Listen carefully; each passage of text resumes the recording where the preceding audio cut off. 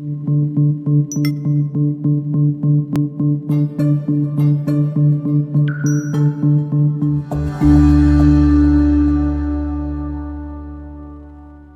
are predicting that the worst is yet to come, which is unfortunate, said one person here.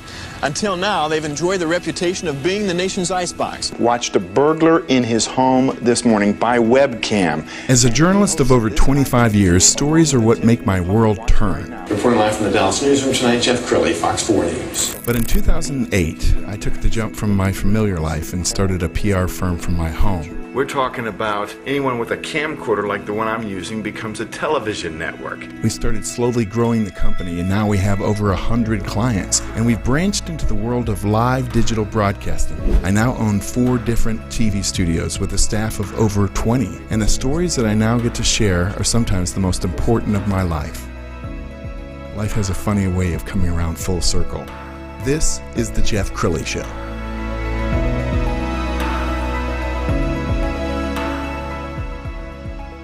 Welcome to the show. I'm really excited to have in studio Dr. Alan Pickering. He's an author, a speaker, and when I say author, I don't know that we've ever had such a prolific author in our studio. How many books do you have? Well, I've written 10 books and That's other publications. I don't think I've read 10 books in my life. Well, these are simple reads, but they do the job. So No, I really admire you. So you're most passionate about something called therapeutic discipleship. Right. Explain what that is. well, it's a term I coined. In the Christian community, people need to be discipled. Jesus said, "Go into all the world, make disciples of all nations." So. But what I found is that what people need is some kind of therapeutic attention. Most people are broken to some degree. They get affected by the world. They even get wrecked by the world. And so they need someone to get very specific with them and to identify things that they need to identify in their life so that they can grow. You can't change what you don't identify. And so in therapeutic discipleship, what I do is I get very specific with people's lives so they can break through barriers and go on to grow and become a maximized human being. I love it. We're going to show your website off. It's a beautiful website, ultimatelifenow.org. And we should tell the audience that you have a doctorate of ministry, master's of divinity, and a degree in marriage and family therapy. So you know of what you speak. Right, correct. And you go around and you speak all over the country, don't you? Yeah, I do seminars. I used to do almost a seminar a week in my earlier days. Now I do about once a month or twice a month. I'll do a seminar on some of the subjects that I've written about. Well, one of the ones that we were talking about before the show was love. And so you have a book. Let's go ahead and pull the book up. Book on love, yeah. That is so important, isn't it? Yeah, it is. Well, we're made for love. I mean, God is love. He actually made us for love. And love blesses us the most, and it wrecks us the most. And in my counseling practice, I've counseled tons of people who have been really wrecked by love because love didn't go quite the way they thought it was going to go. Actually, we're made for perfect love. God is perfect love. He made us for this experience, but because we live east of Eden, we're fallen, we're depraved, we bring our flaws into a relationship, and therefore love gets messed up. And so when I counsel people who have been wrecked by love, then I say this is your finest opportunity to really learn about love. The opportunity is in the crisis. So let's take advantage of this crisis and let's really learn about love and master it. And so the book is kind of a takeoff on C.S. Lewis's work called The Four Loves, which came out in 1960.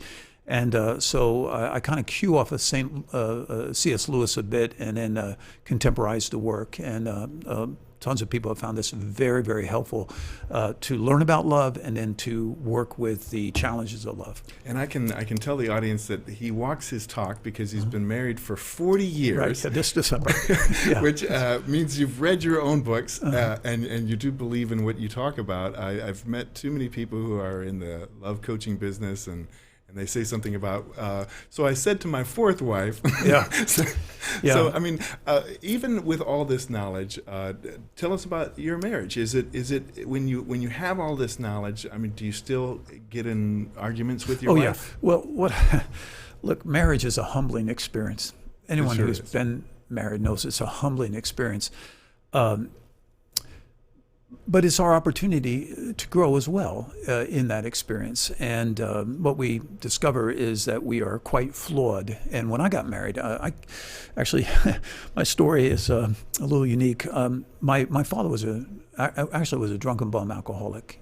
He got drunk almost every single day. My mother was a rageaholic. We ended up living in the slums of New Jersey. That's where I grew up. And life was very hard. It was very difficult. But, I determined that I was going to do well with my life, and I was able to pull myself out of that through education. But primarily, I became a Christian, and that was the game changer.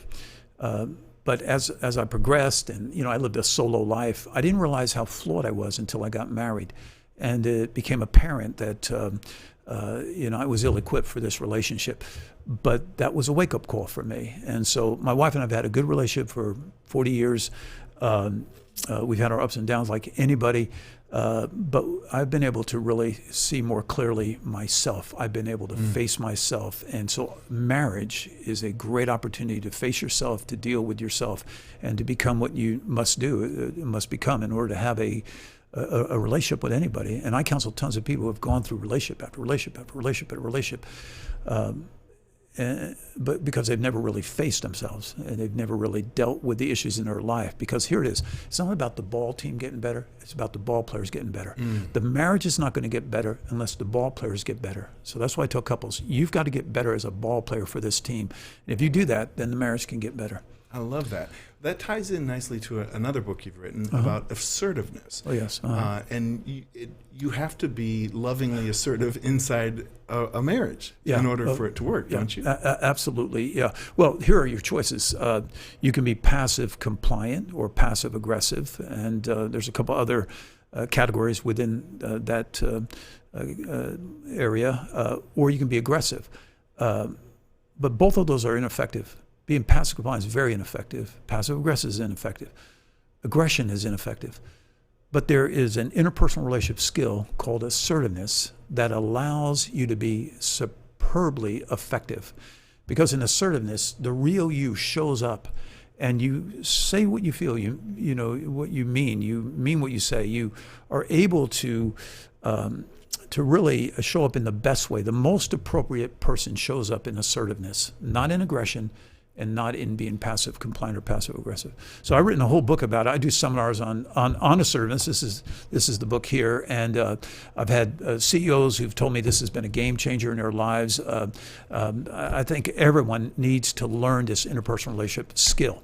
And to be assertive doesn't mean bossy. No, it doesn't.